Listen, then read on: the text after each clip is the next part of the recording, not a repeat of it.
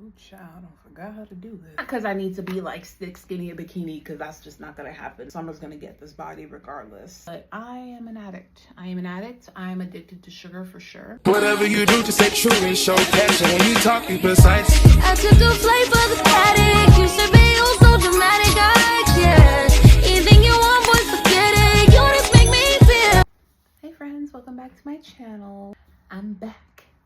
Today is actually my 2-year anniversary since I got VSG surgery. I can't believe it. I say it every time, but it's been 2 years. I got my surgery April 17th, 2023, and it's April 17th, 2025. It's been 2 years and I wanted to give you guys an update on everything that's been going on. I know it's been like a year since I posted on my channel and a lot has happened, so it's definitely time for an update, some life updates, and I'm here to answer any questions that you guys might have. Let's get started. We have so much to get into. Okay, so in case there's anybody new here, hi, my name is Marissa. I'm 31 years old. In 2023, April 17th, 2023 to be exact, I had VSG, which is vertical sleeve gastrectomy surgery, where they go in and cut out 80% of your stomach and some of your hunger hormone to help you lose and maintain weight loss. For me, I would consider it a success, although I did not reach my doctor's BMI goal for me, or even my personal goal, which I'm going to get into. To me, I would consider it a success. I was able to lose a significant amount of weight and keep it off. I would say that I hit my peak weight loss at about a year out, and then from then I just didn't really lose any more weight, but I also, stopped going to the gym. So I wouldn't say it's, just because of the surgery. I think it's because of my lack of effort as well. So I think it's not a stall per se. I think it's because I stopped trying as hard, to be honest. I'm here to be very honest with you guys. I'm not here to give you guys like a guide of do this, do that. I'm a trainer. I'm trying to sell you an ebook or something. I'm literally just recounting what I did and what happened to me, in case you're in a similar situation, because I was looking for videos like this as I was going through the journey, and I just felt like everybody was being so foo-foo. I was eating salads, I was drinking flat water, I didn't drink no alcohol. Girl, let's be realistic. I had this surgery right before summer, and that made it really hard for me, because I wanted to go out with my friends. Everybody was drinking and eating around me, and I couldn't do that. So I just want to keep it real with you guys. Around April, May, I stopped working out. Actually, let's take it back a little bit. So my heaviest weight was 350 pounds. She was thick. From there, I lost weight naturally by working out. I was pre-diabetic and I got on metformin. I got down to 280, and then I got COVID, lost like another 7 pounds, and then once I recovered from COVID, I started slowly gaining the weight back, and I got back up to about 316, honestly, after a couple of months. And from there, I decided I don't want to gain all my weight back, so I needed an intervention. So I decided to speak to some weight loss specialists that are provided by my insurance. I spoke to my doctor, I got a referral, I went in. This was around when the doctors first started talking about weight loss medications like Wegovy and Ozempic. And there's also like some pill or something that they were offering. But because my doctor put the code in there that this was for weight loss, it got denied. My insurance actually said that as of September, the year before, 2022, you could not prescribe these medications for weight loss anymore. So I had just missed the cut and I could not get these medications anymore. So the next decision was surgery. From there, I decided to get VSG because, I don't know, something about bypass seemed really scary and severe to me, although I did consider it. After doing my research and speaking to people, more people around me had VSG, and I just felt more comfortable doing that process. Another procedure was just starting to get talked about called the SATI or duodenal switch. Lord knows I can't pronounce these procedures. I'm a lash artist, not a doctor. But yeah, that one seemed a little too new to me, and there was only like one clinic that was even doing the surgery.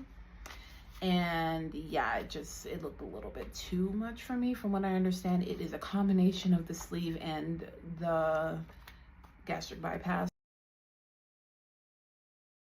For me, somebody who wanted to lose between 100 and 150 pounds, I didn't think that it was necessarily my journey. But, you know, my surgeon was saying somebody who needed to lose more than 150 pounds, gastric bypass or SATI is a better option. So I decided to get the sleeve. The day of my surgery, I weighed 306 pounds. Today, I weigh 200 pounds. I have been able to comfortably fluctuate between 195 and 200 for this entire past year.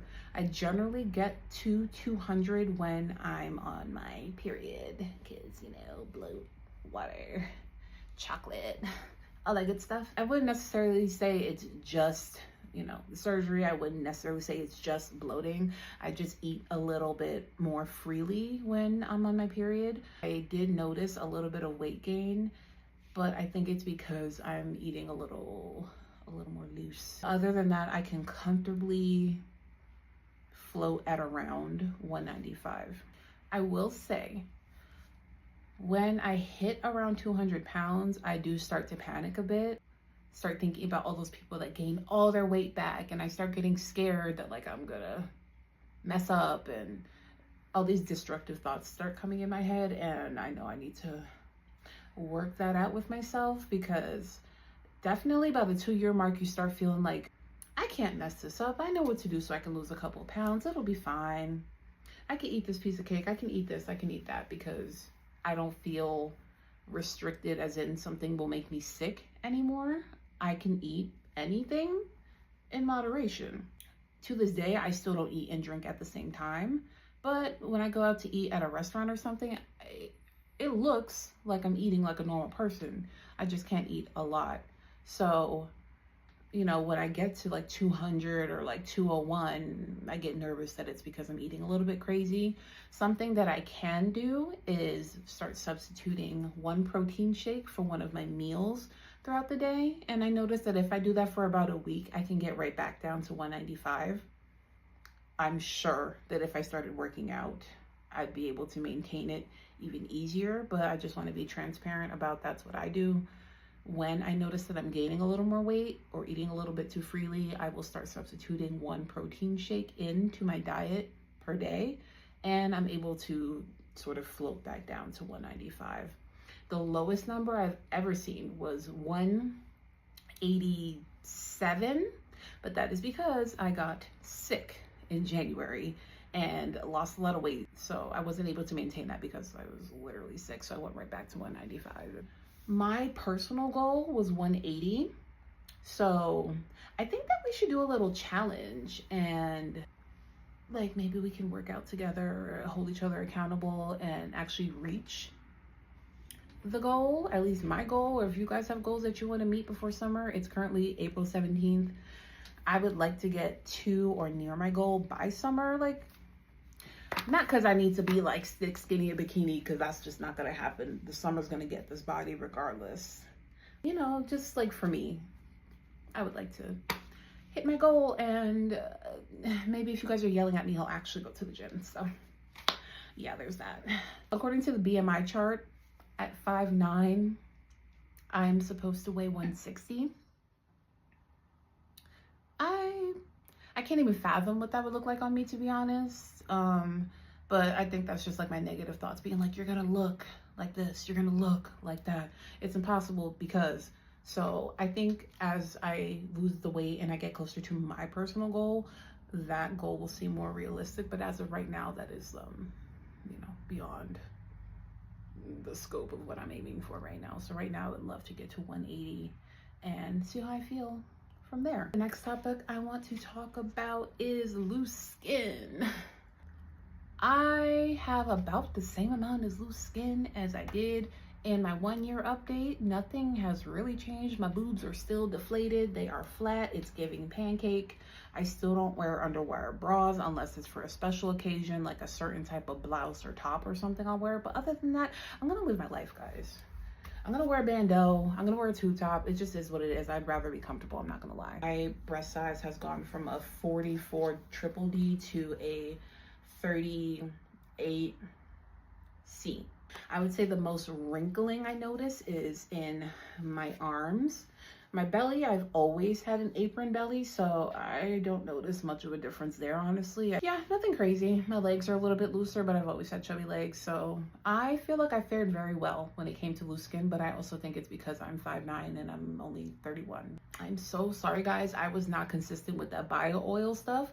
What annoyed me about it is that it's oil, so it stained everything, and anytime I'd put a shirt on or go to sit in bed or something, it would get everywhere, and it was annoying. It was like a texture thing for me, just oil being gross. It was just pissing me off, so I was not consistent with that, guys. I am so sorry. I'm so sorry. So just, you know, regular cocoa butter lotion, things like that. That's all I was doing. While we're on the topic of loose skin, we could talk about surgery. I was one of the people that was so sure I was gonna get a tummy tuck right after the surgery, but you know, life happens, things change. I have since gotten married. Crazy. Yeah, I got married, and now we're starting to talk about a future with kids and things like that, and everyone around me is telling me that I should wait until after I have children to get the tummy tuck. Now, that pisses me off because I'm like, why am I going to plan my life based on hypothetical children? Annoying, because they're not in my immediate future, but you know, like in the next 5 years, God willing. So I'm still deciding on what to do about that, to be honest. Can you tell me your opinions on that in the comments? Like, say you're, you know, if I did it now and I had kids in the next 4 or 5 years, what that would look like. I'm in a couple of Facebook groups and I'm talking to women and I'm hearing different opinions. Like I've met women who had a tummy tuck, had a kid with like 2 years later, and their stomach came right back and they were fine. They just couldn't expand very big and they had no issues. Their doctors didn't warn them against it or anything. Everything was fine. I've had other women that were like, yeah, you're gonna have to get a little touch up after, so it's better to just wait. Insurance will cover palmectomies. I don't know what it's called. Where they take not necessarily a tummy tuck per se, they're just only taking that bottom flap of skin. No shaping, no liposuction, none of that, okay? Insurance, a lot of insurances can cover that. So I was considering getting that, or, you know, just waiting. We'll see. I'm also considering getting liposuction to hold me over, because I feel like I've put in 2 years of work, you know, to get to this point. I'm almost at the finish line where I'm like, I love my body, I enjoy my body, but I'm like almost to the point where it's like, oh, I'm almost a baddie, I'm almost there. And I want to enjoy my body now before I have kids, because I don't know what it's going to look like once I do have kids. Like, that's the future. Let's live for now. So I'm kind of considering getting lipo for now to hold me over, and then I'll just tuck my little belly in, because I've done that my whole life anyway. So yeah, let me know what you guys think about that, or if you've had any experiences with that. I've again heard people say like, oh, like you're gonna have so much more loose skin once you take the fat out, so you should just wait. But of the two options, I'm leaning more towards liposuction. But also, if I don't do either, it wouldn't be the end of the world, because, you know, it's not horrible. Size wise, I'm like a medium large on tops. Bottoms, I'm still a size 12. She's still thick. She still wears like a size large in leggings and things like that. So clothing size wise, it didn't change at all from last year. I'm the same clothing size. The next topic I want to talk about is eating out. When I eat out now, like I was saying earlier, I can eat, you know, like maybe like a quarter of my food in the entire eating window that I'm out with people. I just cannot eat and drink at the same time. I do, however, use straws now. I do notice I get a little gassier when I use straws, but I can drink more. So it's kind of a dance that you do. I do find that I drink more water when using a straw, but I see why people wait a bit longer to start using straws, so do that at your discretion. I'm not gonna give any suggestions about that, but I understand the discourse with straws. Food habits. I try not to eat too much carbs and sugar, but I am an addict. I'm addicted to sugar for sure. I have PCOS, so when I eat sugar, it's literally feeding the PCOS, which is the worst thing that I could possibly do. But I do it. I'm being honest with you. If anything, I crave it more. That's something I have to work on, but I'm being honest with you. Like, I can take down some chocolate. It's definitely a slider food, something that you can eat and you don't feel. So that's something I personally have to look out for. I could go the rest of my life and never eat another chip. I will be fine, okay? But chocolate, candy, that's my weakness, something that I personally have to look out for. There are protein options that do exist. They're just not as good. But like, you know, Target and Walmart, there's sugar-free, there's protein options. I just wanted to let you know that like that is my personal vice. I also want to talk about alcohol. It's very common for VSG patients to become, you know, alcoholics or have substance abuse issues after. It's called transfer addiction. Alcohol was not a huge issue for me personally, but my heart goes out to the people that do suffer with that issue, because there was somebody near to me who did lose somebody to alcoholism after getting weight loss surgery. So my heart goes out to her. I'm so sorry that you went through that, and everybody should take that very seriously. And if you need help, speak to a professional about that, because that's something very serious. And personally, it wasn't a problem for me. Something that does tend to happen is you sober up really quickly when you start drinking, so people can drink a lot more in each sitting. So I would say, yeah, it might take me a little bit longer to get drunk, but personally, I don't think I'm drinking more in volume than ever, because I was never a huge drinker. If anything, I like to garden more, to be honest. Literally take that seriously, okay? Last, I want to talk about lifestyle. My life has changed in a lot of ways, whereas the friends I used to have before surgery, they disappeared. But it's like the people that used to be close to me are no longer there. I don't know how. We can go into this in another video, but it's like my circle has completely changed since having weight loss surgery. Even my extended circle, the people that you think are going to be the most supportive sometimes are not. I have some theories, some speculations. They probably don't watch my videos anymore because they're not supportive anymore, but I digress. I will say I didn't expect this, but I'm one of those people that did lose friends after getting weight loss surgery. It could be, you know, because I was dating. I was still available to hang out with my friends, and I'm not one of those people that's like, oh, can he come? He has to come with us everywhere, blah, blah, blah. But I don't know. A lot of my relationships changed last year with friendships and even like some family dynamics. And I was warned that that would happen. I didn't think it would happen to me, but it did. Strange, but it did happen. But, you know, something good that did happen. I did meet my husband.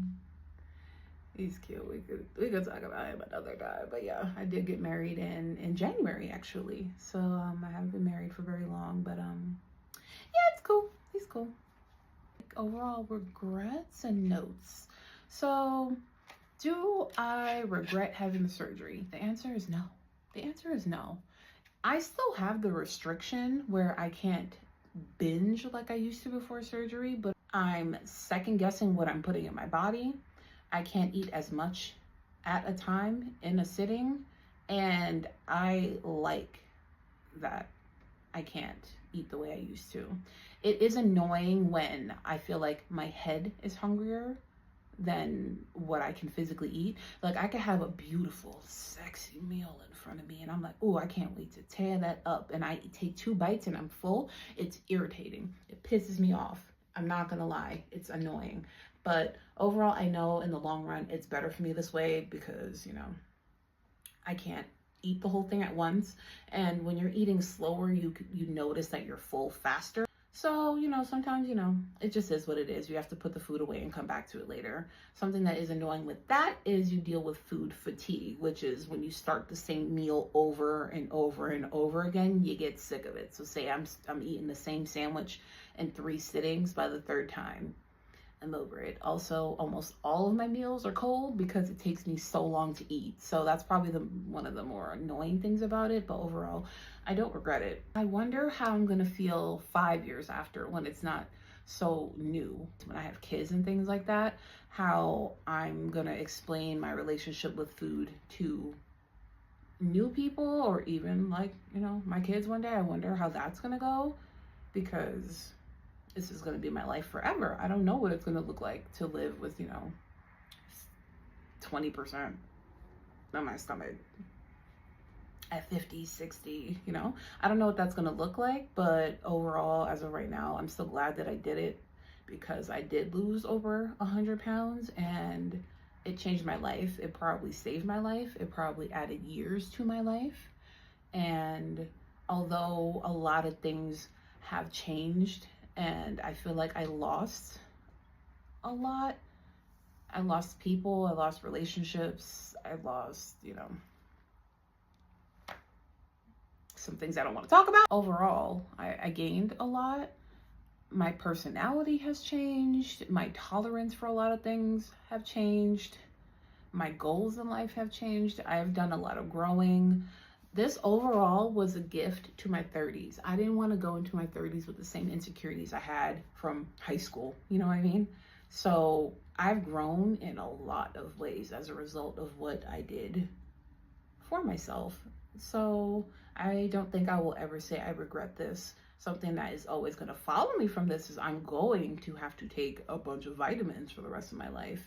I personally haven't noticed a lot of hair loss, but I also keep my hair in protective styles and braids and stuff like that. I generally have pretty thick hair. If I wore my hair out for extended periods of time, maybe I would have noticed a difference in hair density. Personally, because I don't wear my hair out and natural for long periods of time, I think that's why I never noticed a lot of hair loss. But I have a lot of women around me who have had this surgery and they did deal with that. So the only thing I can say for that is to keep up with your protein and vitamins. I'm happy I did this. I'm proud of myself for how far I got. And yeah, I hope this helps. If you have any questions. Hey friends, so I wanted to pop back in and add this clip of me showing you my body update. I realized in all my other videos I was showing you like my skin, my scars and everything. So I just wanted to pop back in and show you guys what's going on. Now it's about 201, maybe 202. This is my stomach. I still have an apron belly. This is me sideways. So my belly dips in.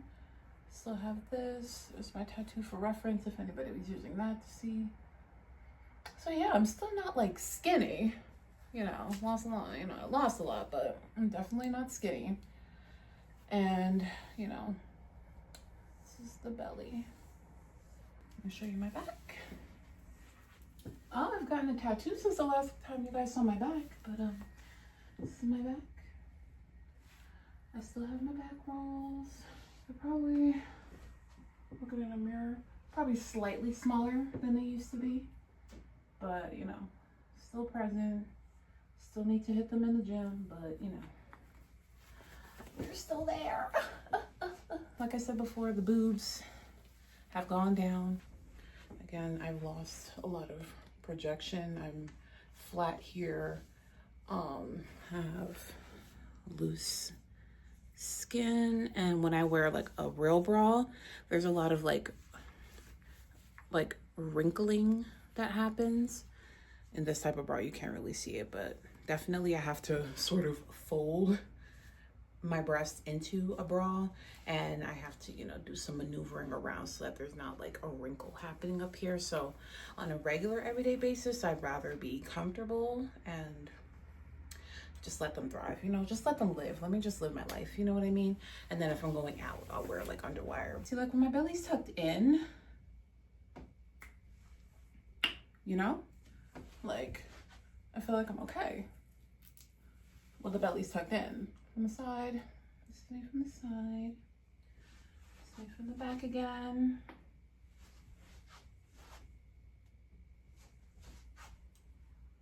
And yeah, so just wanted to give you guys that little update. Oh, let me show you my scars. I'm gonna lower the camera so you can see my scars. Okay, and ooh, look at the belly. Oh Lord. Okay, and this is an update on my scars. So there's 5 of them. So, oh, they got small. I almost couldn't find it. Okay, so number 1 is over here. I would say it got smaller this way. It used to feel like wider this way. Now it's smaller. I'm somebody who has keloidic skin, so I get keloids when I get deep cuts. So this is actually not that bad. They're fairly flat, and it did lighten up a lot. I've always had these stretch marks, y'all. This is number 2. This is number 3. Number 4 has always been hidden here, and number 5 is up here. And now you can see a better example of like the rippling I was telling you about. I never used to have this fold here, so that came in with the loose skin. And yeah, I'm barely pushing on my skin and it's coming together, rippling like that. If I push down, push up, and I have a bit of a fold coming in here that I didn't have before, but other than that, I would say the loose skin is not as prominent as I've seen on other people, but definitely, you know, still got my little belly. But yeah, so yeah, that was my full 2-year update since getting VSG surgery. Thank you for following my journey. Thank you for sticking around. I'll meet you in the comments. Don't forget to drink your water. See you soon.